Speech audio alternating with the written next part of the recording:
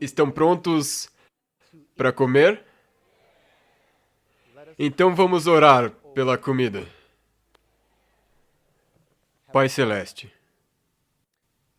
abençoa essa comida que Tu preparastes para nós. Que nós possamos nos fartar, que nós possamos nos nutrir e que nós possamos nos fortalecer. Em nome de Jesus nós oramos. Amém. Hoje eu quero falar com vocês sobre uma mensagem que eu chamei de A Imagem da Besta. Quantos de vocês aqui acreditam que estamos vivendo nos últimos tempos? Nós estamos vivendo nos últimos dias. Quero compartilhar algo com vocês para estabelecer uma base. No livro de Êxodo, capítulos 1 e 2, nós temos a história de Moisés sendo tirado das águas. Ele foi retirado das águas. E em Êxodo, capítulo 3, Moisés vai para o deserto, onde ele fica lá por quanto tempo? 40 anos. Então, por favor, perceba, ele é retirado das águas. Então, ele vai para o deserto por 40. Eu vou esperar. Cara, eu vou esperar. Ele é retirado das águas, vai para o deserto por 40 anos. Então ele volta para fazer a obra de livrar o seu povo. E ele faz milagres, amém? E quando você chega em Êxodo 20, o que acontece é que ele estabelece a aliança, amém?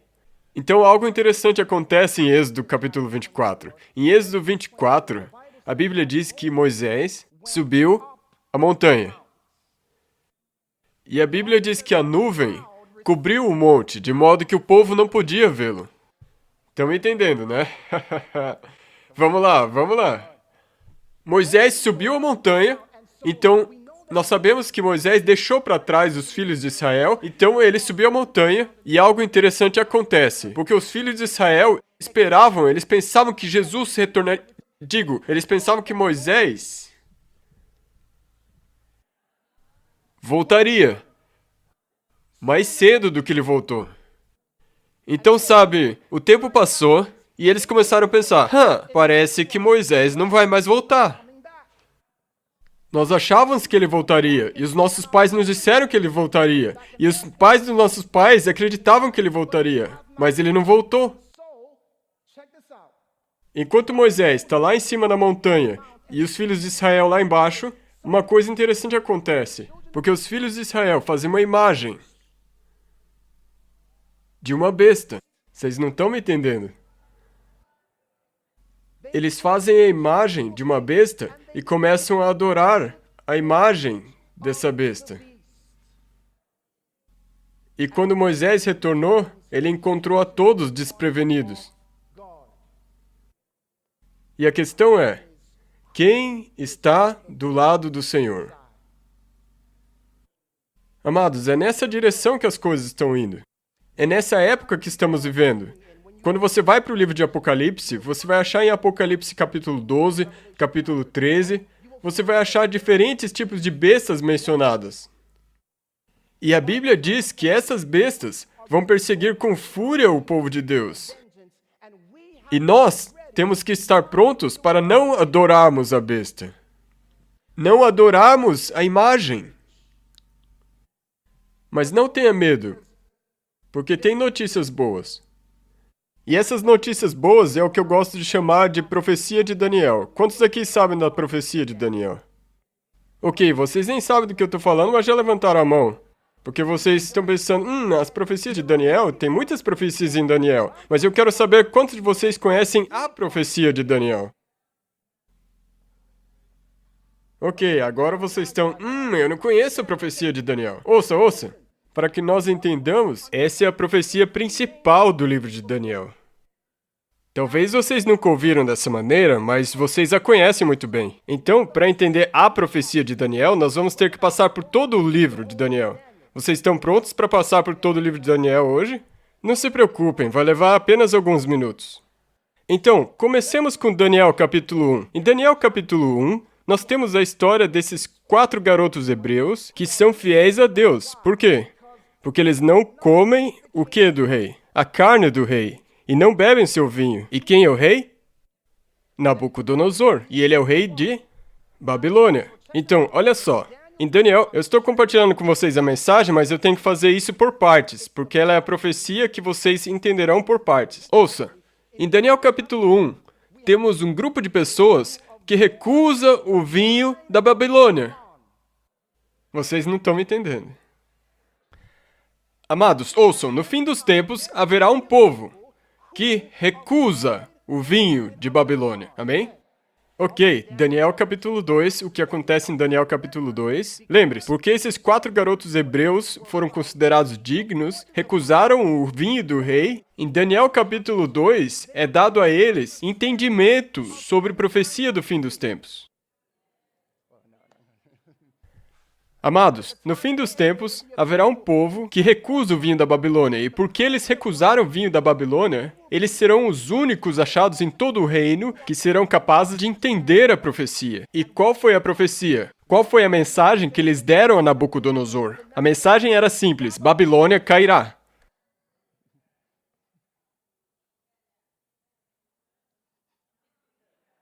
Então, Daniel 1. Haverá um povo no final dos tempos que recusa o vinho de Babilônia. E como resultado, eles serão os que terão o entendimento da profecia e pregarão que Babilônia vai cair. E como resultado disso, Babilônia erigirá uma imagem. Vocês estão captando a mensagem? Que capítulo que nós estamos? Daniel 3, muito bem. E como resultado disso, Babilônia fará uma imagem. Mas quando Babilônia faz isso, os pecados dela então atingem o céu. Vocês se lembram de Daniel capítulo 4, onde aquela árvore representando o reino da Babilônia atinge os céus e Deus diz: seus pecados chegaram muito longe? Olhem só, amados, no fim dos tempos vai ter um povo que recusa o vinho de Babilônia. E como resultado dessa recusa, eles pregarão a mensagem de que Babilônia caiu, e Babilônia, como resultado disso, constrói uma imagem e ordena a todos que adorem essa imagem. E quando ela fizer isso, seus pecados vão ter atingido os céus. E quando os pecados dela atingirem o céu, Babilônia cairá. E isso é Daniel capítulo 5. Vocês se lembram o que aconteceu em Daniel 5, certo? É o capítulo em que Babilônia cai. Babilônia será declarada caída. Agora, em Daniel capítulo 6, muito interessante, tem um decreto de morte que foi emitido. E por que não podemos encontrar nada de errado com Daniel? Temos que achar algo relacionado à lei de Deus. Vocês conhecem essa profecia, certo? Apenas nunca ouviram desse jeito, certo? Vocês já conhecem. Não é nada novo, amados. Vocês entendem, conhecem, mas olhem só. Continuemos. Em Daniel 7, adivinhem só. O chifre pequeno perderá o seu domínio, porque é isso que Daniel 7 diz. Em Daniel 8, o santuário será purificado. Amém. Em Daniel capítulo 9, ouçam o que acontece em Daniel capítulo 9. Daniel capítulo 9 é sobre a profecia das 70 semanas, que descreve o fechamento da porta da graça para um grupo de pessoas que rejeitaram o Messias. Estão acompanhando? Então olhem só, em Daniel capítulo 1 haverá um povo que rejeita o vinho da Babilônia, e como resultado, eles serão aqueles que pregarão a mensagem que Babilônia caiu. Babilônia, como resultado, erige uma imagem e exige que todos se prostrem e adorem a ela. E quando eles fizerem isso, seus pecados terão atingido os céus, e quando isso acontecer, Babilônia será declarada caída. E como resultado disso, eles farão um decreto de morte, onde todos que não adorarem a besta deverão ser mortos. Mas não tenham medo, porque o chifre pequeno terá o seu domínio retirado, o santuário será purificado, a porta da graça fechará para aqueles que rejeitaram a Deus. Em Daniel 11, ouçam atentamente, o rei do norte chegará ao seu fim. Em Daniel 12, Miguel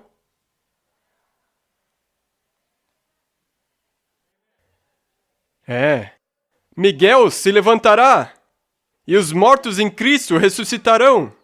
Amados, me ouçam. O livro inteiro de Daniel, do jeito que está escrito na sua ordem cronológica, é uma profecia sobre o povo de Deus do fim dos tempos. Não me façam ficar empolgado aqui sozinho comigo mesmo. Então, amados, uma pergunta. Você quer que isso seja a sua história?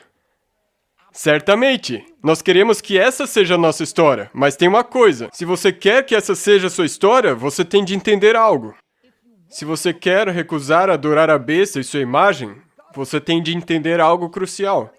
E eu te convido para abrir a Bíblia em Gênesis, capítulo 1. Gênesis, capítulo 1. E eu quero que vocês percebam algo comigo. Gênesis 1, verso 26.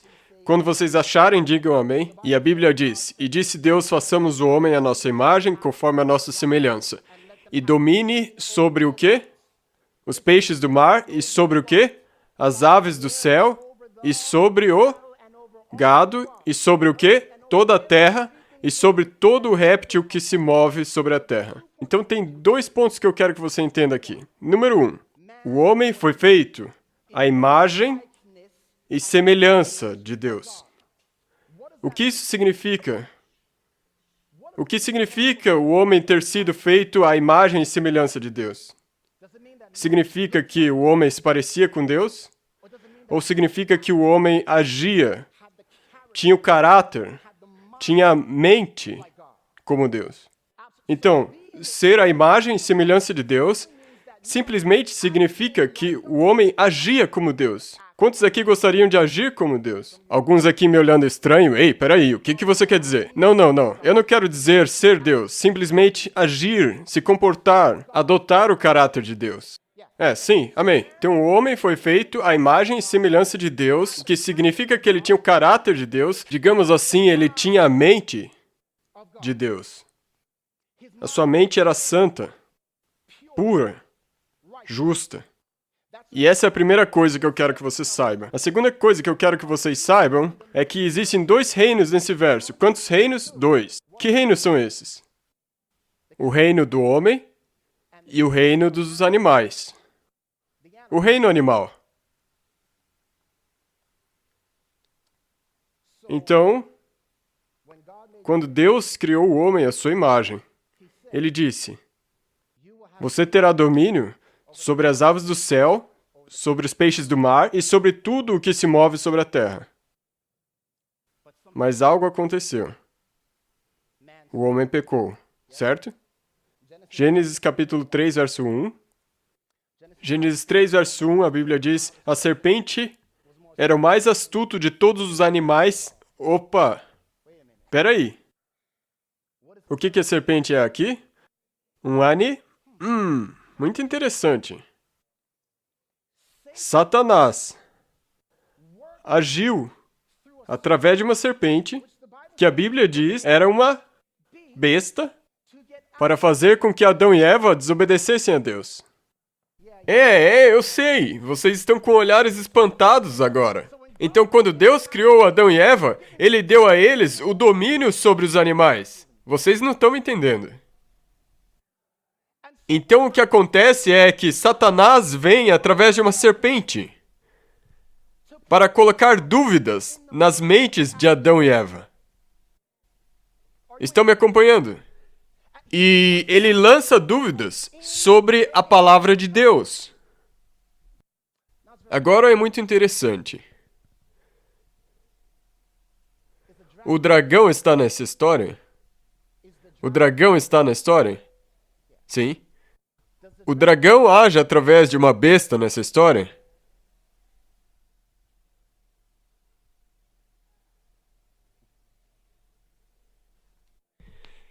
E o dragão e a besta transformaram Eva numa falsa mensageira?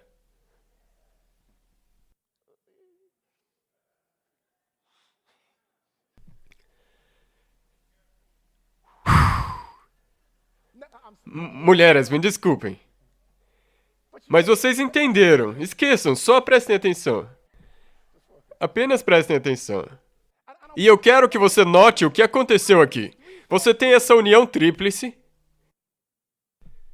que vem até Adão e convence ele a se voltar contra Deus.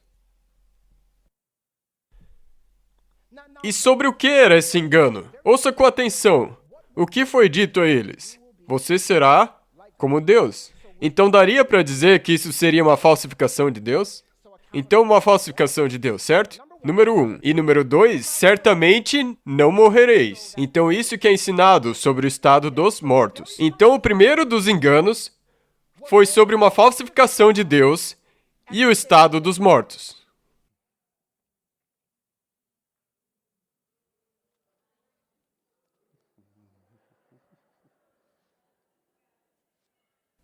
Um dragão, uma besta e um falso mensageiro.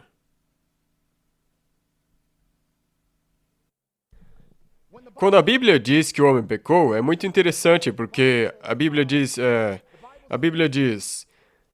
que quando Deus viu Adão e Eva no jardim, ele disse: "Eis que o homem se tornou como um de nós." Agora, eu recentemente descobri ou entendi que esse verso pode ter sido uma tradução equivocada.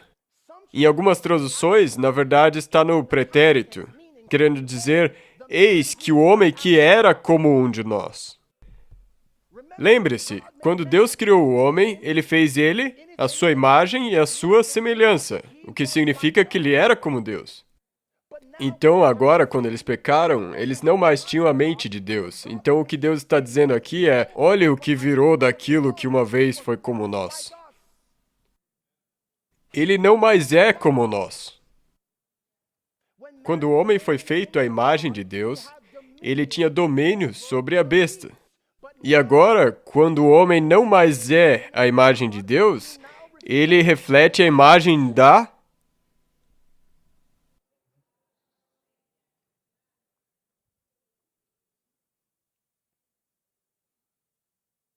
Eu quero que você pense comigo. Caim. O Caim começou a operar ao modo da besta? Alguns demoraram para entender, mas entenderam. Amém. Caim entrou no modo besta. O seu caráter, o caráter do homem, que uma vez foi a imagem de Deus, quando se distanciaram da imagem e semelhança de Deus, eles entraram no modo besta. Pense no dilúvio.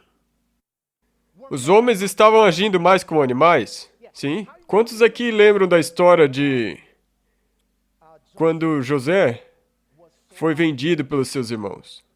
E vocês lembram do que eles fizeram? Eles pegaram a capa dele e mergulharam no sangue. E lembram da desculpa que eles inventaram? Eles disseram: "Vamos contar para o nosso pai que uma besta selvagem devorou." E eles acharam que estavam mentindo.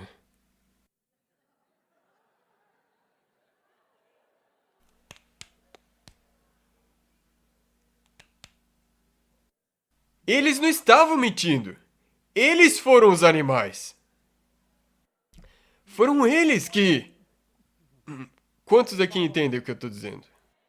Eles eram a besta. Eles não estavam mentindo. Eu quero que você comece a entender isso agora. Vocês lembram Nabucodonosor? Lembram o que aconteceu com ele?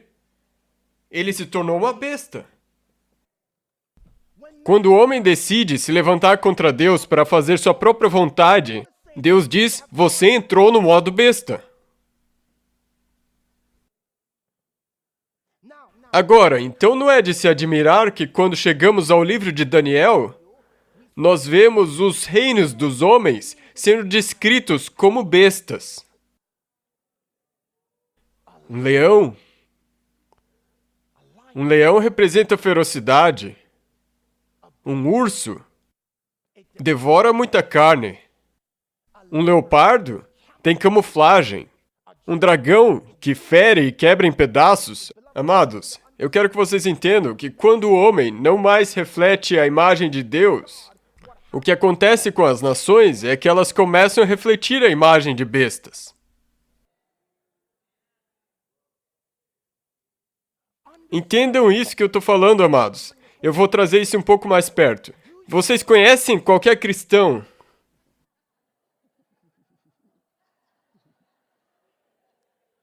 que é camuflado,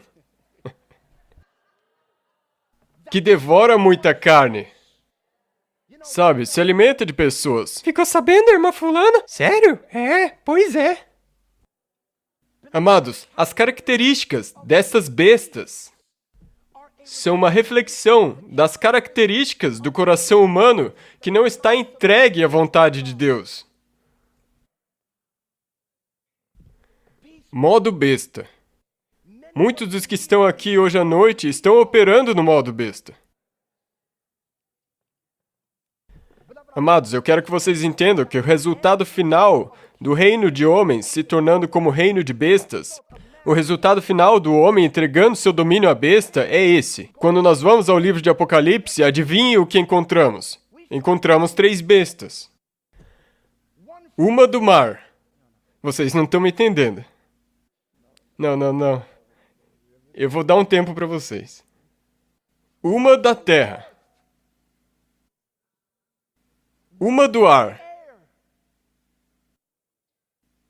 O dragão, a besta, o falso profeta. Amados, ouçam. Esse é o resultado final do homem não estar refletindo a imagem e semelhança de Deus. Deixe-me te contar sobre 2 bestas específicas. E eu quero que você entenda algo. A Bíblia diz que por contemplar nós somos transformados. Como você acha que o diabo está tentando te induzir para o modo besta? Por contemplar bestas. Ok. Tem 2 bestas que são descritas em Apocalipse capítulo 11 e capítulo 13. Uma dessas bestas é chamada de a besta do abismo. Quantos aqui sabem o que essa besta representa? Essa besta representa o ateísmo, da Revolução Francesa. Quantos entenderam agora? Certo? Estudantes de profecias bíblicas, Revolução Francesa, fim dos anos de 1700. Isso é descrito como a besta que vem do abismo. Agora, que detalhe particular tinha na Revolução Francesa? Na Revolução Francesa, muito interessantemente, na Revolução Francesa foi quando um termo em particular passou a ser usado. E esse termo, ouça com atenção, é o termo esquerda e direita. Pessoal, olhem isso. Ouçam com atenção, aqueles que eram contra o rei e contra a igreja sentavam-se à esquerda. Eles foram o que nós hoje chamamos de progressistas.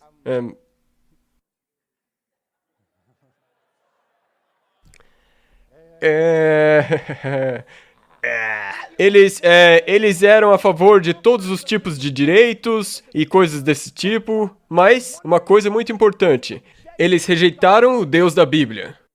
Nós não queremos ter nada a ver com Deus. E foi assim que aconteceu o reinado de terror, o banimento da Bíblia por um período de tempo. Tudo isso aconteceu durante a Revolução Francesa. E esta é a besta que vem do abismo. E, amados, deixa eu dizer algo. Quando nós na igreja começamos a contemplar essa besta e as coisas sobre essa besta e admirar essa besta, o que começa a acontecer é que a igreja começa a se tornar afetada, ou melhor, infectada. Mas tem outra besta. E essa é achada em Apocalipse 13. Essa besta tem chifres de um cordeiro, mas fala como um dragão. E essa foi outra revolução que aconteceu por volta da mesma época, e essa revolução foi a Revolução Americana. Estamos falando dos Estados Unidos da América. Chifres de cordeiro. Você se parece como um cordeiro. Mas quando vão te fazer carinho, você ruge como um dragão. Vocês conhecem pessoas que se parecem como cordeiros? Chegam na igreja e você diz, Feliz Sábado, e eles rugem pra você. E te matam de susto, não é mesmo? Porque você espera que um cordeiro bé, mas eles não bé, sim rugem. E você tipo, uou. Se isso aqui é um cristão, então, eu não quero ter nada a ver com isso. Muitos de nós estamos andando por aí como chifres de um cordeiro, mas falando como um dragão. Amados, ouçam só. No nosso país, atualmente, a nossa nação está refletindo mais e mais. Eu vou dizer algo que talvez vai ser... Vocês sabiam que a razão pela qual os pioneiros da nossa igreja ensinavam que os Estados Unidos era besta com chifres de cordeiro, mas falando como um dragão? A razão pela qual eles ensinavam isso era por um motivo, e esse motivo era a escravidão. Inquestionavelmente, você pode verificar isso nos escritos da Ellen White, de Tiago White, de Urias Smith. Todos eles concordavam que toda nação que dizia ser cristã, mas ao mesmo tempo vendia as almas de seres humanos, era a besta que parecia como um cordeiro, mas falava como um dragão. Amados, o negócio é o seguinte: essa besta ainda está viva hoje. E hoje em dia, o cristianismo nos Estados Unidos está conduzindo muitas pessoas para longe de Deus. Sabe, o diabo usa duas máscaras. Deixe-me dizer da seguinte maneira: o diabo usa duas bestas. Ele não liga para qual das bestas você escolhe. Escolha sua besta. Você gosta mais dessa besta? Escolha essa besta. Porque o que acontece é que ao contemplar essa besta, nós nos tornamos como a besta. E amados, a mensagem que eu quero passar para vocês hoje à noite é que eu e você, como povo de Deus, precisamos parar de contemplar as bestas e começar a olhar para Jesus. Porque, amados, ao contemplar, nós nos transformamos. Ouçam, os Estados Unidos é maravilhoso e nós louvamos a Deus por isso. Mas ouçam com atenção, pessoal. Foi o hipernacionalismo que entregou Jesus para morrer. Entenderam o que eu acabei de falar? Nos convém que um homem morra pelo povo e não pereça toda a nação. Amados, ouçam, Jesus Cristo deve ser o nosso primeiro amor acima de tudo. Amém? Na verdade, enquanto tem essa notícia ruim de que Satanás tem uma imagem da besta, tem uma boa notícia de que existe a imagem de Deus. E a imagem de Deus é Jesus Cristo. Então, amados, ouçam a mim. Deus enviou seu Filho, que é a sua imagem expressa, ao mundo, para que nós possamos contemplá-lo e sermos transformados de bestas de volta à imagem de Deus. Ele sabia que estava vindo para um mundo de animais. Ele nasceu numa manjedoura. Entre animais. Ele nasceu numa manjedoura. É quase como se ele estivesse dizendo: olha, eu sei que eu estou indo para o mundo de animais, mas eu amo esses animais. Eu vim para morrer por essas pessoas que estão agindo como animais, agindo diferentemente do meu caráter. Eu vim para morrer para que eles possam ter outra chance de refletir a imagem de Deus e não a imagem de animais. Ao contemplar, amados, nós nos transformamos. Veja, Jesus era a prova de besta. Quantos aqui gostariam de ser a prova de besta? Amados, vocês têm que ser a prova de bestas, porque, ouça, Jesus quer que você domine essa besta bem aqui. Se você não consegue dominar essa besta bem aqui, então esqueça a besta de Apocalipse 13. Porque você estará já fadado a fracassar. Então a nossa batalha principal neste momento é matar a besta aqui de dentro. A imagem da besta. Bem aqui. E como nós fazemos isso? Como Deus nos move da mente de uma besta para a mente de Cristo?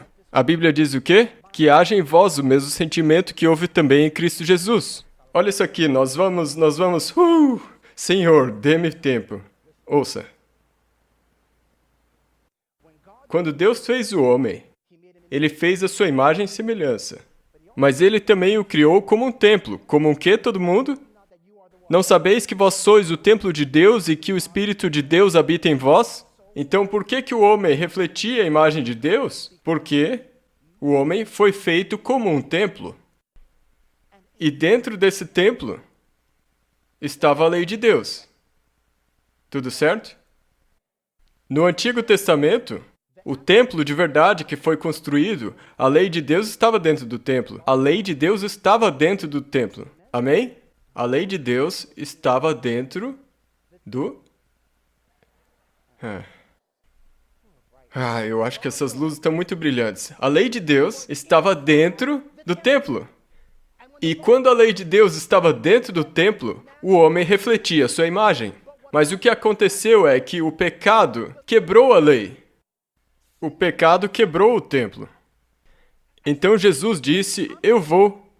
Quando Jesus veio a essa terra, a Bíblia diz que ele era o santuário, certo?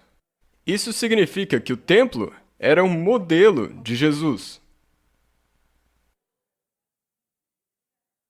Ah, vocês não entenderam. O templo é um modelo de Jesus. Significa que se a mente de Deus é para estar em nós, então o que Deus está tentando nos mostrar pelo templo é assim que você obtém a mente de Deus. Vocês não estão entendendo. Nós falamos tão frequentemente de sorte que haja em vós o mesmo sentimento que houve também em Cristo Jesus, mas nós não sabemos o que isso significa. Então, amados, ouçam. O que havia no templo? O altar de sacrifício, o que mais? A pia, o que mais? O castiçal, o pão da proposição, o altar de incenso, o que mais? A arca da aliança. Ouçam, amados. É no santuário que animais eram mortos. Era no santuário que os animais eram mortos. Quantos aqui gostariam que sua besta fosse morta? Adivinha para onde você tem que ir, então? Você tem que ir ao santuário? Porque no santuário, amados, onde está o altar de sacrifício, onde as bestas são sacrificadas, e na pia, onde seus pecados são lavados. E é na mesa do pão da proposição, onde você começa a focar na palavra de Deus, ao invés de na sua própria palavra, na sua própria vontade. E é no altar de incenso onde você aprende como orar ao invés de atacar.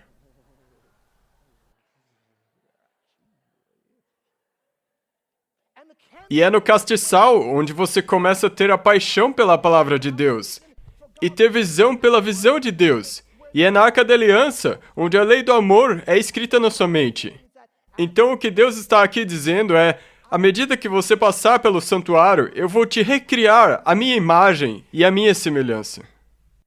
Os artigos do santuário representam a própria mente de Cristo.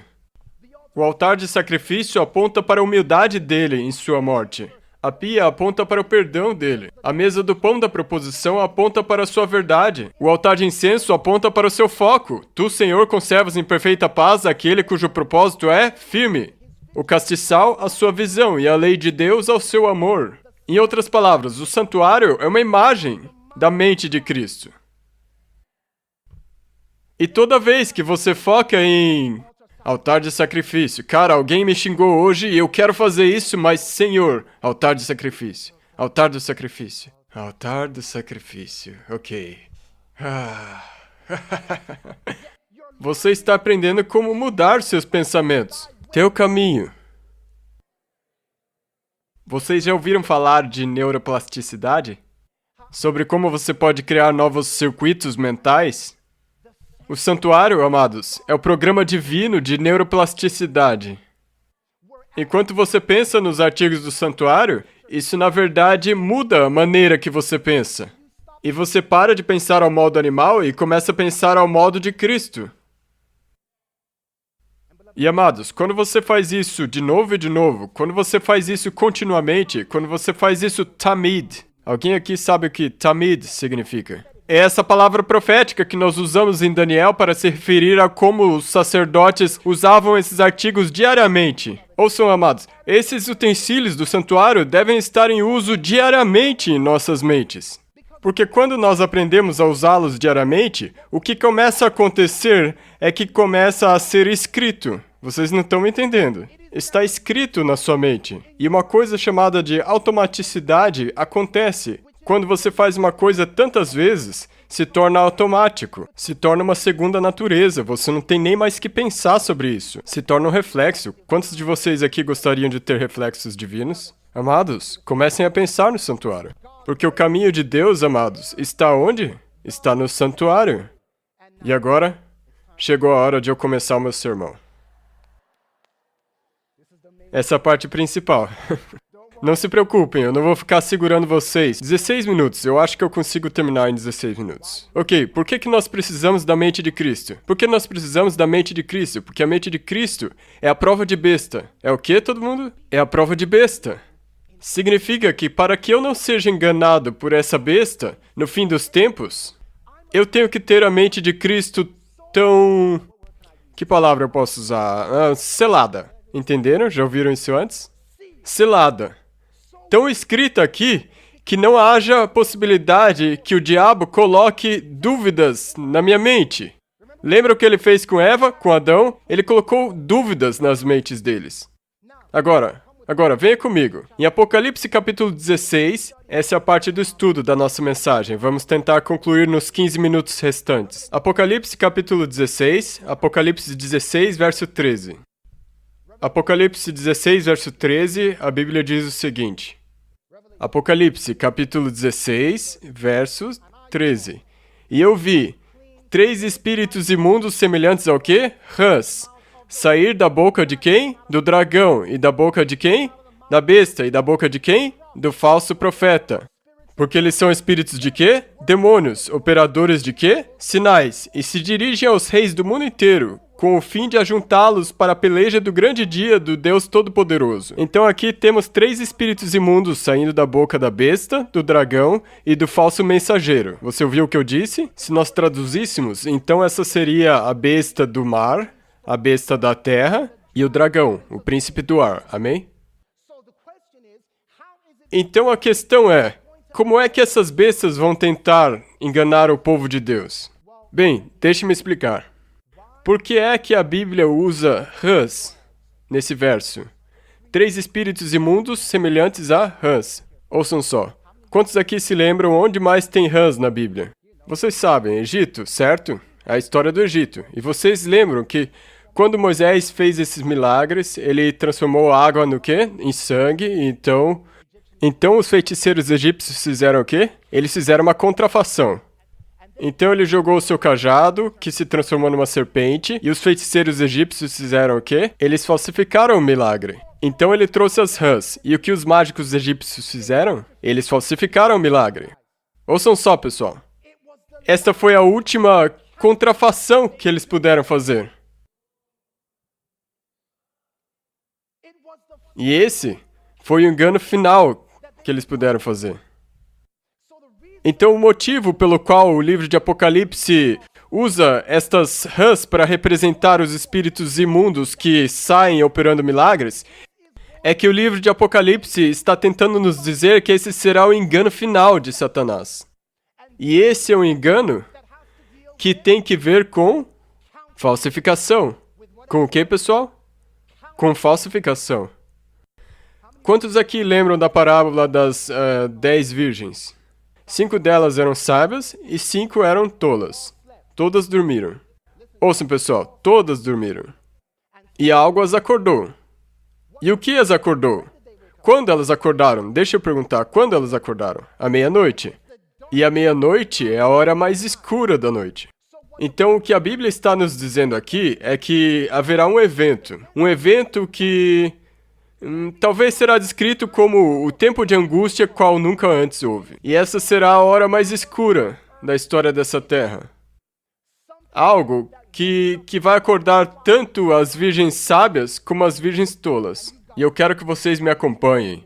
Abram Daniel capítulo 12, versos 1 e 2. Nós voltaremos para o livro de Daniel, e vocês sabem o que está escrito lá. Em Daniel capítulo 12, verso 1 e 2, a Bíblia diz: E naquele tempo, o quê? Se levantará Miguel, o grande príncipe que se levanta a favor dos filhos do teu povo. E haverá o quê? Um tempo de angústia o qual nunca antes houve. E depois ele fala da ressurreição. Agora, Miguel se levantar, o que isso significa? O que está para acontecer? Jesus está para voltar. E quando ele voltar, o que vai acontecer com os mortos? Eles são ressuscitados. Amém? Então Jesus vem. E os mortos são o quê? Ressuscitados, amém? E o que leva a Daniel 12, verso 1 e 2? Bem, a resposta é Daniel 11, verso 40. Vamos lá comigo. Daniel 11, verso 40. Daniel, capítulo 11, verso 40. E eu quero que você olhe o que a Bíblia diz aqui. Daniel, capítulo 11, verso 40, a Bíblia diz... E aqui vamos nós, e a Bíblia diz: E no fim do tempo, o rei do sul lutará com ele. Deixa eu fazer uma pausa aqui. Eu sei que eu estou diluindo isso bastante para vocês, mas a Salvation on Signs and Symbols está para lançar mais um estudo sobre Daniel. Então, se eu estiver sendo muito rápido aqui, é só esperar o estudo em algumas semanas ou meses, amém? Tá ligado? Fiquem ligados, ok? Então, o rei do sul, nesse verso específico, representa o ateísmo. representa o agnosticismo, e vocês sabem que isso está muito forte hoje no mundo, certo? Muitas pessoas não acreditam em Deus e blá blá blá, certo? Mas olha o que acontece com o rei do sul. A Bíblia diz, bem, continua a dizer no verso 40, que "E no tempo do fim, o rei do sul o desafiará, e o rei do norte virá contra ele como um furacão, com carruagens e com cavaleiros e com muitos navios." Então o que a Bíblia está nos dizendo aqui é que o rei do norte vai acabar derrotando o rei do sul. Então a questão é, quem é o rei do norte? E muitos de nós acreditamos saber quem ele é, o mesmo poder que o pequeno chifre. Mas, amados, é um pouco mais complicado do que isso, porque eu preciso que vocês enxerguem algo aqui. Como que o rei do norte veio contra o rei do sul para derrotá-lo? Com o quê? Carruagens, navios, furacão, cavaleiros, certo? Vocês sabiam que tem outro verso na Bíblia que é quase idêntico a esse? Olha só. Isaías, capítulo 66, e eu vou ler para vocês ouvirem. Isaías 66, verso 15, olha só. "Porque eis que o Senhor virá com fogo, e os seus carros, como um furacão." Parou. Parou. Como que o Senhor vai vir? Com carruagens, e o quê? E fogo, e um furacão. É ou não é parecido com a maneira desse rei do norte, como ele vem? Deixa eu fazer uma pergunta. O que vocês acham que é a única coisa que pode derrotar o ateísmo? Tipo, destruir totalmente o ateísmo. Para um ateu, ver é acreditar. Vocês não estão me entendendo. Para um ateu, ver é acreditar. Agora, eu queria que vocês notassem algo aqui, porque em Isaías capítulo 14, vocês lembram quando Lúcifer queria se assentar aos lados do norte? Sabe quando a Bíblia diz em Salmos, "Belo e sobranceiro, o Monte Sião, a cidade do grande rei, para os lados do norte"? Deixa eu te perguntar uma coisa. Quem é o verdadeiro rei do norte? Jesus. Amém? Então quem que é esse outro rei do norte? Que vem como um furacão, com carruagens e fogo, e basicamente destrói o ateísmo. É a contrafação, a vinda do próprio Satanás. Amados, por favor, ouçam. O papado é para Satanás aquilo que João Batista foi para Jesus. Ah, vocês não estão me entendendo. Como adventistas, nós estamos... "Ah, você viu o que o Papa fez hoje? Ele espirrou. O fim está próximo." Amados, eu só estou tentando dizer que, para muitos de nós, os nossos olhos estão no lugar errado. Nós estamos olhando para o lugar errado, amados. O inimigo... Ouça, não haverá um anúncio quando Satanás aparecer. E muitos adventistas têm a própria versão do arrebatamento. Quando eu era do mundo, eu pensava... Eu já ouvi desse negócio de arrebatamento secreto. Se eu ver o arrebatamento e pessoas desaparecendo, saberei que eu tenho mais 7 anos e vou me preparar então. E nós temos a nossa própria versão disso, a lei dominical. Eu vou pras baladas, fazer as coisas do meu jeito.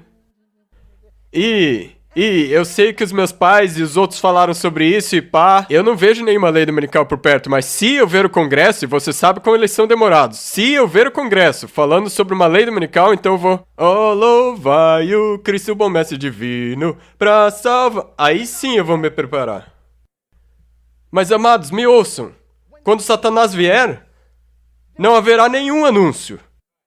E se você ler o Grande Conflito, ela diz que é sobre esse disfarce assumido que ele ordena todos aguardarem o falso sábado. Ouçam, nada nessa terra vai reunir a todo mundo, exceto um milagre. Vai ser necessário um milagre para que ateus e muçulmanos radicais e cristãos... Vai precisar de um milagre para que todo mundo se ajunte. E esse milagre é a aparição de Jesus Cristo. A contrafação da aparição de Jesus Cristo. Agora, olha só, pessoal, porque eu sei o que vocês estão pensando. Comigo tudo bem. Por quê? Porque quando Jesus vier, seus pés não tocarão a terra.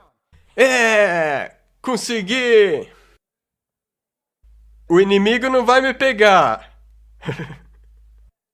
Deixe-me compartilhar algo com vocês. Quando Jesus voltar, O que mais vai acontecer?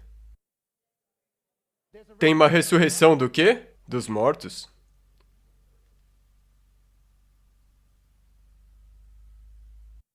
Eu quero que vocês pensem nisso, pessoal. Pensem em Satanás aparecendo, não somente ele aparecendo, mas ele aparecendo junto com os mortos.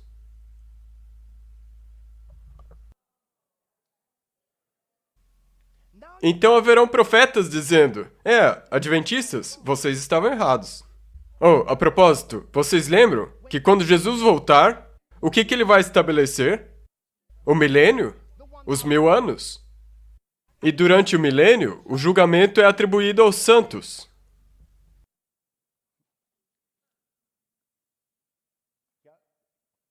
Estão entendendo? Ouçam, eu vou repetir. Quando Jesus voltar, o julgamento será atribuído aos santos. Mas isso acontece aonde? No céu? Então, quando o engano acontecer, adivinha o que ele vai dizer? Estou atribuindo o julgamento aos meus santos. E o seu trabalho é julgar os ímpios. E adivinhe quem serão considerados os ímpios? A propósito, de uma lua nova até outra, e de um sábado até o outro, virá toda a carne a adorar perante mim, e se vocês não o fizerem, estarão sendo desobedientes à minha teocracia, ao meu reino. Amados, ouçam. Eu sei o que vocês estão pensando agora. Se eu conheço a verdade, então eu tô de boa. Vocês sabiam que João de Apocalipse... Quantos aqui diriam que João de Apocalipse foi um bom personagem bíblico? João de Apocalipse viu um anjo do céu. Um anjo. Um anjo. Não Jesus. Um anjo. E João de Apocalipse ficou tão impressionado pela glória desse anjo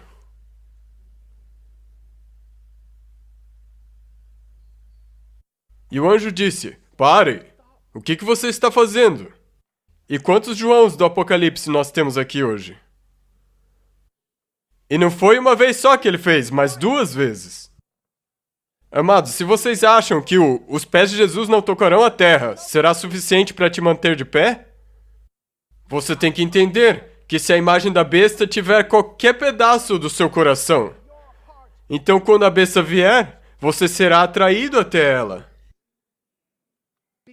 Porque as coisas parecidas se atraem. Amados, as 5 virgens tolas estavam despreparadas. Por quê? Porque, ouçam, você não se prepara para uma maratona no dia da maratona. E é isso que muitos de nós estamos fazendo. Quando vemos as coisas acontecendo, então vamos nos preparar, então vamos acertar as coisas. Não, amados, não é assim. Você tem de se preparar agora, você precisa da mente de Cristo agora, você precisa começar a estudar a Bíblia agora, você precisa começar a agir como Jesus agora. Pare de falar mal das pessoas na igreja. Pare. Pare. Não, pare de determinar no nome de Jesus. Pare de ter inimigos. Pare de agir como uma besta, como um dragão, que parece como um carneiro, mas fala como o diabo. Amados, não é bom o suficiente alegar que você conhece as profecias bíblicas e que você entende o que está acontecendo e seu caráter não ter sido transformado. Haja como Jesus. Pense como Jesus. Fale como Jesus. Amados, porque está chegando o tempo que aquele que é imundo continuará imundo, e aquele que é justo continuará justo. Então, se você não se preparou para a maratona antes da maratona chegar, então você será como aquelas 5 virgens tolas, que batiam e diziam: "Abram para nós, abram!" E Jesus dirá: "Eu nunca vos conheci, apartai-vos de mim." Agora eu tenho 1 minuto para fazer um apelo. E o meu apelo hoje à noite é muito simples. Senhor, eu preciso sacrificar essa besta. Eu preciso sacrificar essa besta. Eu preciso que essa besta saia do meu coração. E eu preciso entrar no teu santuário, que é um local que opera mudanças. Senhor, eu estou te convidando para entrar no meu coração e sacrificar essa besta. Porque se eu não vencer essa besta aqui, eu não terei chances contra a besta lá. Ele criará dúvidas na minha mente através do que eu vejo, que eu duvidarei da palavra, assim como ele criou dúvidas nas mentes de Adão e Eva. Ajuda com que minha mente permaneça em ti. Se esse é o teu desejo, eu quero convidar que você venha aqui à frente. Nós vamos ter uma oração especial. As câmeras vão sair, mas não se preocupem. Você virá até aqui à frente dizendo: Senhor, eu preciso sacrificar essa besta. Mude meu coração, Deus. Mude meu coração. Eu não quero refletir a imagem da besta. Eu quero refletir a imagem de Deus.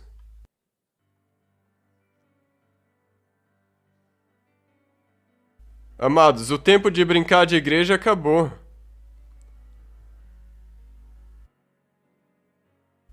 A época de parecer como um carneiro, mas não agir como um carneiro, acabou. Nós estamos vivendo bem no fim dos tempos.